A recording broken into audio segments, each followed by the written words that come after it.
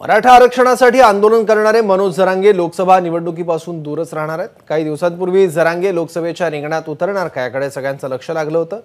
मात्र जरांगेंनी आपली भूमिका स्पष्ट केली आहे। जरांगे निवडणूक लढवणार नाहीयेत, तसंच जरांगे अपक्ष उमेदवारही देणार नाहीयेत। मराठा समाजाने त्यांचा निर्णय घ्यायचा आहे, कोणालाही पाठिंबा नाही।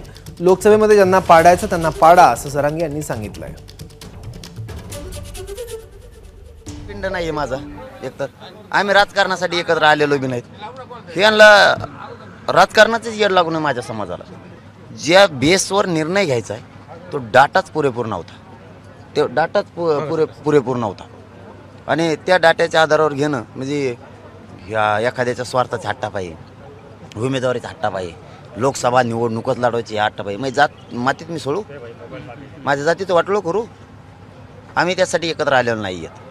तुम्हाला ज्याला मदत करायची त्याला करा, माझं काही म्हणणं नाही, काहीच नाही। अपक्षाला करा, कोणाला करा, कोणत्या अपक्षाला करा, मालक समाज आहे। फक्त एक ध्यानात ठेवा, आपल्या लेकरावर अन्याय झालाय, आपल्या आई बहिणीचे डोके फुटलेत, ते वळ मात्र विसरू नका। एबीपी माझा, उघडा डोळे बघा नीट।